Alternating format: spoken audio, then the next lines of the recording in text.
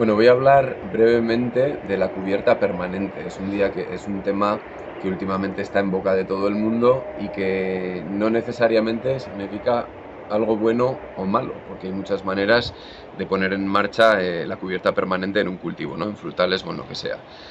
¿Qué hace la naturaleza en un proceso de revivir un suelo? Pues lo que hace la naturaleza es permitir que plantas pivotantes se desarrollen. Son las plantas pioneras las que se desarrollan mejor en esos suelos, y esas plantas pivotantes van generando descompactación en profundidad, materia orgánica en profundidad. Eso no permite que el suelo se vuelva a compactar.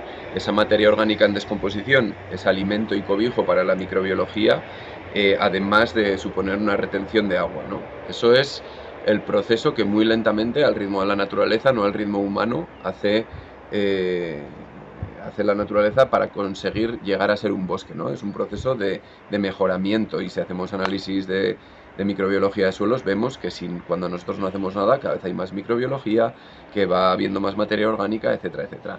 Muy bien, ¿cómo podemos conseguir una cubierta permanente? Pues hay dos maneras, una correcta y otra incorrecta, que tienen muchísimos matices, ¿verdad? La incorrecta sería decir, dejo que salgan las plantas que tengan que salir y funciona normal. Bueno, esto supone varios problemas, y principalmente el origen está en la compactación. Hay mucha gente que dice, no, la cubierta permanente genera problemas. Pues la cubierta no es lo que genera problemas, porque la cubierta genera más humedad, porque hay menos evaporación, está medido con sondas, y genera temperaturas mucho más estables, lo que permite que la microbiología se desarrolle más eficientemente, ¿no? Pero el problema es cuando nos quedamos con la receta de la cubierta permanente y no entendemos que esa cubierta tiene que ser el final de un proceso, y ese proceso se puede hacer muy bien con plantas, plantas descompactadoras, plantas fijadoras de nitrógeno, ya que el nitrógeno es el principal componente de las bacterias, los primeros que van a aparecer a regenerar ese suelo, otras plantas que retienen el nitrógeno para que no vuelva a la atmósfera.